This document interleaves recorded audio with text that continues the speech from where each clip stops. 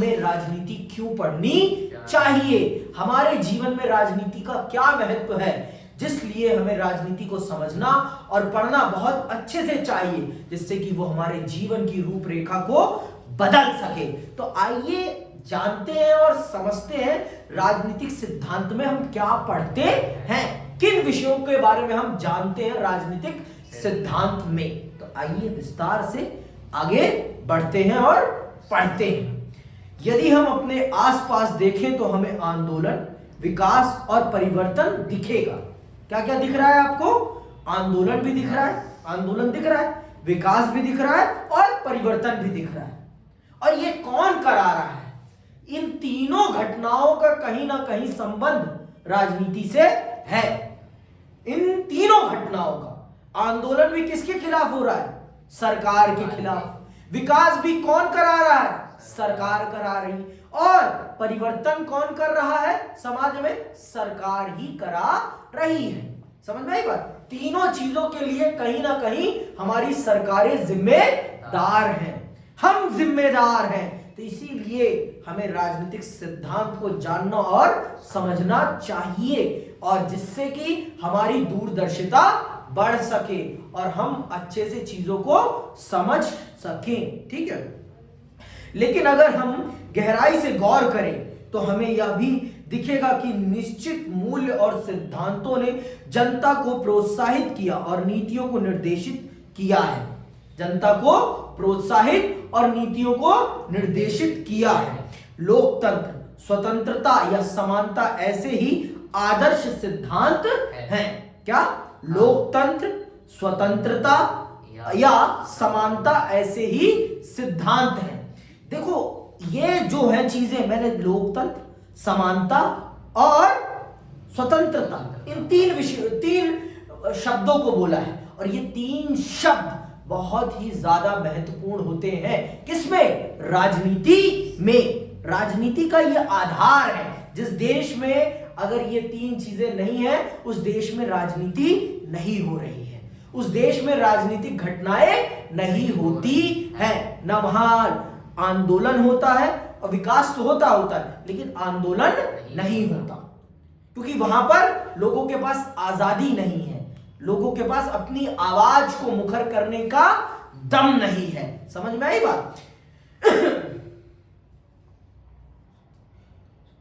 विभिन्न देश ऐसे मूल्यों को अपने संविधान में प्रतिपादित कर उनकी हिफाजत करने का प्रयास करते हैं, जैसे कि अमेरिका और भारतीय संविधानों में किया गया है। तो भारत का संविधान भी और अमेरिका का संविधान भी, इन तीनों शब्दों को अपने संविधान में समाहित कर रखा है इसने, और इन तीनों शब्दों की हिफाजत करने का काम करता है। कौन? भारत का संविधान इन तीनों शब्दों की हिफाजत करने का बहुत प्रखर तरीके से काम करता है भारत का संविधान। सिद्धांत नहीं, संविधान। दो थप्पड़ अभी। हालांकि इन संवैधानिक दस्तावेजों की उत्पत्ति रातों रात नहीं हुई। जो ये संविधान नाम की किताब है, ये रातों रात पैदा नहीं हो गई। इसको बनने में एक लंबे संघर्ष का समय लगा है। एक लंबे संघर्ष के उपरांत इस किताब को गढ़ा गया है। ये किताब एक दिन का परिणाम नहीं है, ये किताब बहुत लंबे संघर्ष का परिणाम है। अच्छा, और उसके पीछे जो आजादी का आंदोलन है, 2 साल 11 महीने 18 दिन रट्टा फाइट, उससे पहले का भी तो याद करो ना। उससे पहले जो समय लगा हुआ है वो भी तो याद रखो। जो हमने 200 वर्षों की गुलामी झेली, और फिर उस 200 वर्षों की गुलामी से निकलने के लिए हमने जो 100 वर्ष का संघर्ष किया है, वो भी तो याद रखो ना भाई। 100-150 वर्षों का हमारा संघर्ष है आजादी का, तब जाकर हमें ये बहुमूल्य आजादी मिली है।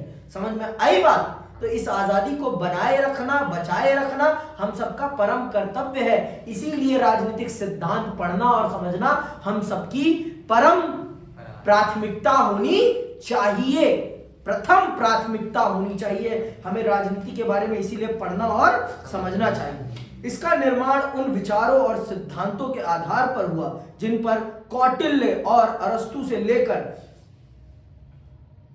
जायज़क, Rousseau, Karl Marx Mahatma Gandhi और डॉक्टर B.R. अम्बेडकर तक के समय से वाद विवाद होता आया है। बहुत पहले ईसा पूर्व 5वीं शताब्दी में प्लेटो और अरस्तु ने अपने विद्यार्थियों से विचार विमर्श किया था कि राजतंत्र और लोकतंत्र में से कौन सा तंत्र बेहतर है। सुनना बहुत ध्यान से। आधुनिक काल में सबसे पहले रूसो ने सिद्ध किया कि स्वतंत्रता मानव मात्र का मौलिक अधिकार है। कार्ल मार्क्स ने तर्क दिया कि समानता भी उतनी ही निर्णायक होती है जितनी कि स्वतंत्रता। किसने? कार्ल मार्क्स ने।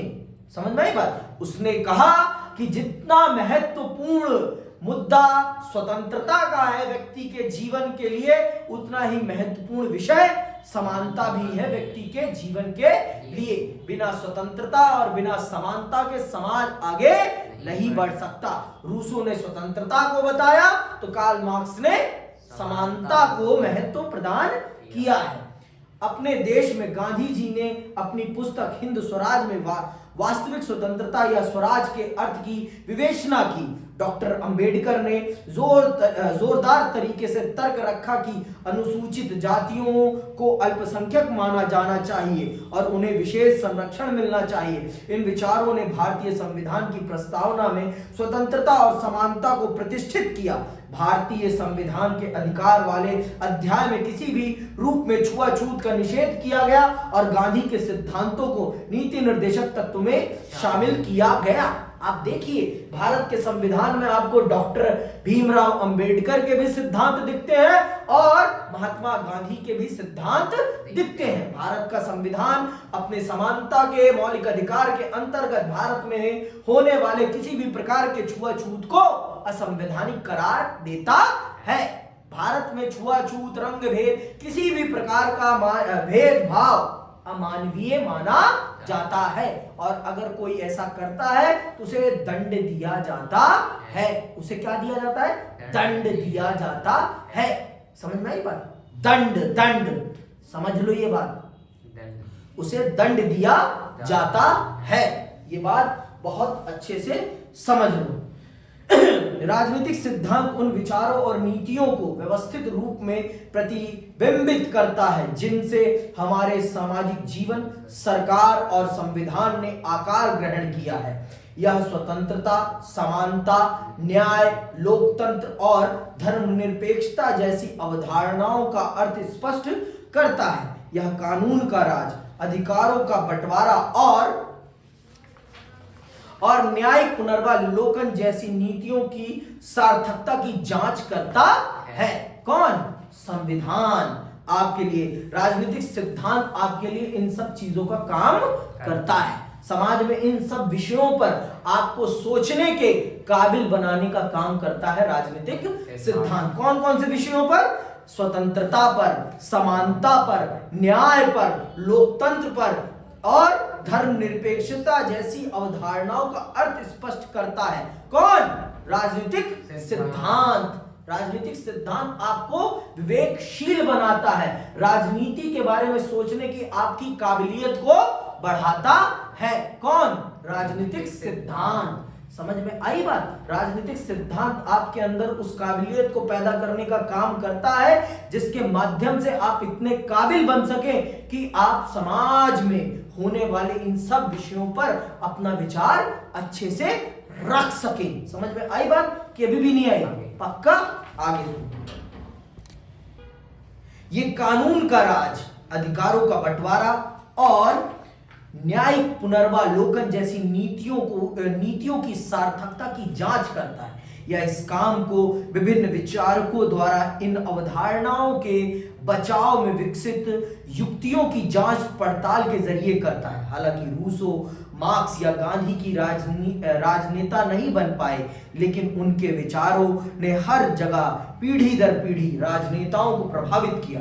साथ ही ऐसे बहुत से समकालीन विचारक हैं जो अपने समय में लोकतंत्र या स्वतंत्रता के बचाव के लिए उनसे प्रेरणा लेते हैं। विभिन्न तर्कों की जांच पड़ताल के अलावा राजनीतिक सिद्धांतकार हमारे ताजा राजनीतिक अनुभवों की छानबीन भी करते हैं और भावी रुझानों तथा संभावनाओं को चिन्हित करते हैं। ये चीजें ना देखो, गांधी कार्ल मार्क्स या सुकरात ये कभी राजनेता नहीं थे, लेकिन इन्होंने जो दर्शन दिया है समाज को, राजनीतिक दर्शन जो दिया है ना समाज को, वो बहुत बड़ा दिया है। इनके राजनीतिक दर्शन के माध्यम से समाज में एक चेतना जागी है, और ये चेतना बहुत गहरी है, बहुत ही ज्यादा गहरी है। समझ में आई बात? बहुत ही ज्यादा गहरी मान के चलो आप, हद से ज्यादा गहरी है। ठीक है, तो इस बात को आप समझो, मेरी बात को। ये कोई छोटी मोटी बात नहीं है, ये बहुत बड़ी बात है। इन लोगों ने हम लोगों को इस काबिल बनाया है कि हम तर्क दे सकें कि स्वतंत्रता क्यों जरूरी है हमारे लिए। हमारी सोचने की क्षमता को बढ़ाने का काम किया है इन विचारकों ने। हमें ये बताया है, ये समझाया है कि स्वतंत्रता समाज का सबसे अभिन्न अंग है, और समानता उतनी ही जरूरी है जितनी कि स्वतंत्रता। और गांधी के विचार ने भी ये प्रमाणित किया है। देखो, स्वामी विवेकानंद हो, ये सब लोग बहुत बड़े बड़े विचारक हैं। इन्होंने समाज में वैचारिक परिवर्तन को जन्म दिया है, और जब तक वैचारिक परिवर्तन नहीं होता ना समाज में, तब तक कोई भी परिवर्तन संभव नहीं है। जब तक समाज की इस जड़ में बात न डाली जाए, तब तक कोई भी बात अच्छे से नहीं रखी जा सकती है। और जिस दिन इसमें बात घुस गई, उस दिन सब कुछ बदल जाता है, उस दिन सब कुछ बदल जाता है। और जब तक आप इस मस्तिष्क में चीजों को कन्विंस करने लायक बात ना डाल पाए ना, तब तक कुछ भी नहीं हो पाता। मेरी बात को समझ लो आज। अगर आप समाज को बदलना चाहते हैं तो आप व्यक्ति के विचार को बदलिए, और जिस दिन आपने व्यक्ति के विचार को बदल दिया, उस दिन आपने समाज को बदल दिया। और जब तक आप विचार नहीं बदल पाते, तब तक आप समाज बदलने की कामना भी ना करें।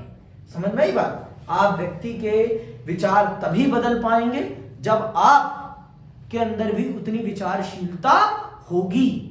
आप भी तो उतने विचारशील होने चाहिए ना।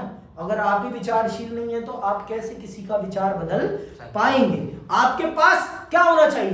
देखने का अलग अलग नजरिया होना चाहिए, डिफरेंट पॉइंट ऑफ व्यू होना चाहिए। आप चीजों को इधर से भी देख सके, आप चीजों को उधर भी देख सके। हर सिक्के के दोनों पहलुओं से आप अच्छे से रूबरू हों, तभी आप अच्छे से कर सकते हैं। नहीं तो संभव नहीं है, नहीं तो संभव नहीं है मेरे भाई। समझ में आई बात कि अभी भी नहीं आई? पक्का? चलो आगे सुनो। लेकिन क्या यह सब अब हमारे लिए प्रासंगिक है? क्या अब हम स्वतंत्र और लोकतंत्र प्राप्त नहीं कर चुके हैं? भारत सचमुच स्वायत्त और स्वतंत्र है। हालांकि स्वतंत्रता और समानता से संबंधित प्रश्नों का उठना बंद नहीं हुआ है। ऐसा इसलिए कि स्वतंत्रता, समानता तथा लोकतंत्र से संबंधित मुद्दे सामाजिक जीवन के अनेक मामलों में उठते हैं, और विभिन्न क्षेत्रों में अलग अलग रफ्तार से उनकी बढ़ोतरी हो रही है। उदाहरण के लिए राजनीतिक क्षेत्र में समानता समान अधिकारों के रूप में बनी है, लेकिन यह आर्थिक और सामाजिक क्षेत्र में उसी तरह नहीं है। लोगों के पास समान राजनीतिक अधिकार हो सकते हैं, लेकिन हो सकता है कि समाज में उनके साथ जाति या गरीबी के कारण अभी भी भेदभाव होता हो। संभव है कि कुछ लोगों को समाज में विशेषाधिकार प्राप्त हो, वहीं कुछ दूसरे बुनियादी आवश्यकताओं तक से वंचित हो।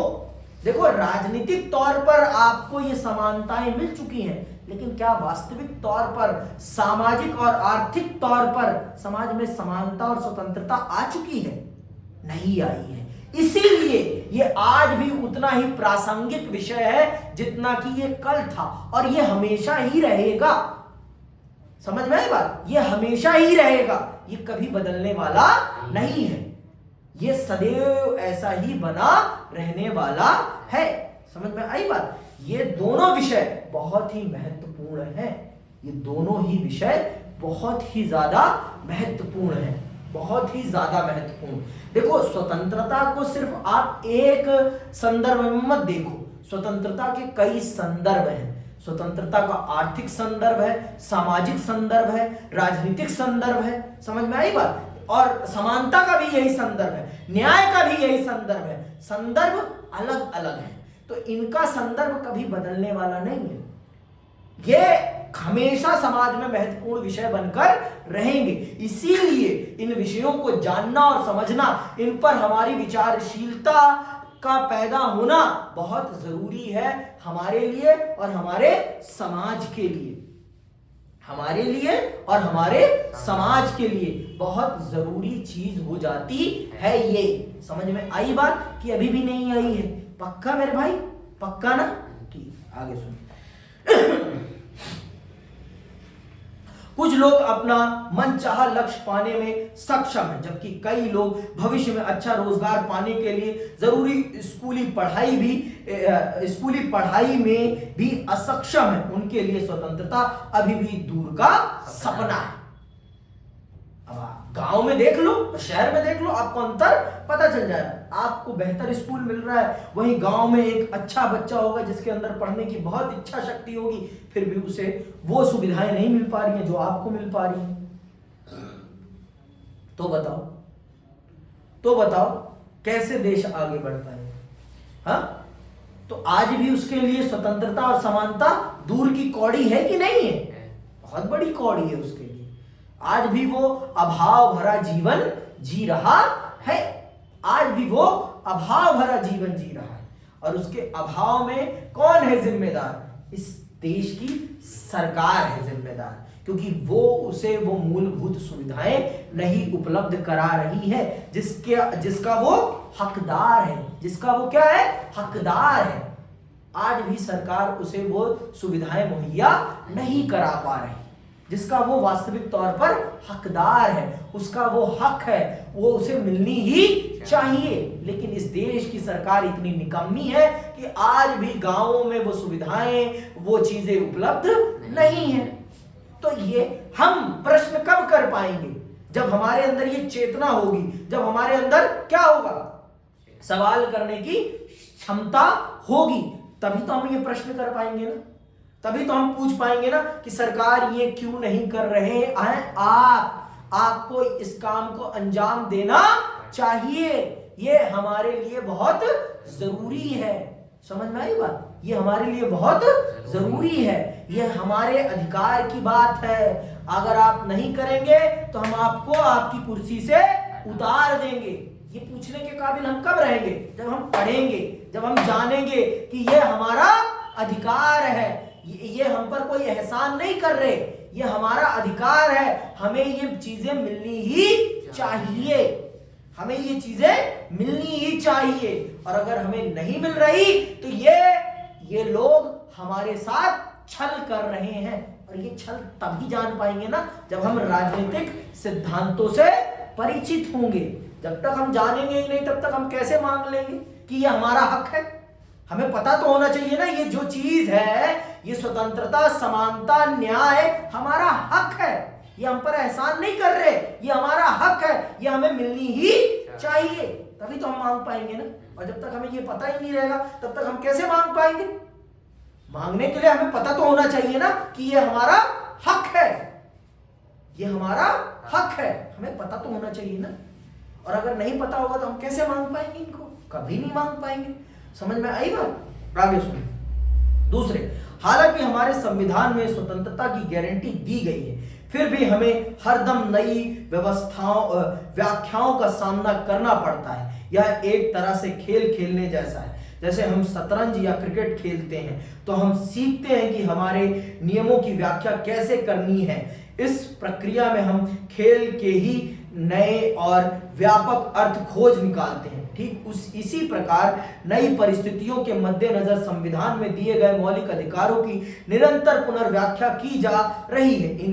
इसकी एक वानगी तो यह है कि आजीविका के अधिकार को जीवन के अधिकार में शामिल करने के लिए अदालतों द्वारा उसकी पुनर्व्याख्या की गई है। और सही बात है, जब तक व्यक्ति के पास आजीविका नहीं रहेगी तब तक जीवन के अधिकार का कोई महत्व ही नहीं है।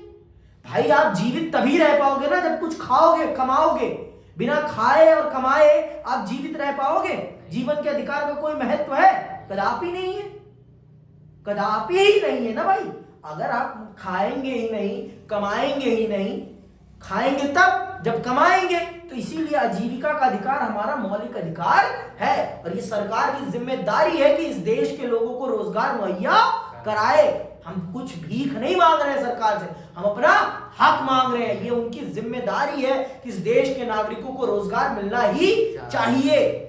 इस देश में रहने वाले हर व्यक्ति को रोजगार मिले, इस चीज को सुनिश्चित करना इस देश की सरकार की प्राथमिक जिम्मेदारी है, क्योंकि ये हमारा मौलिक अधिकार है।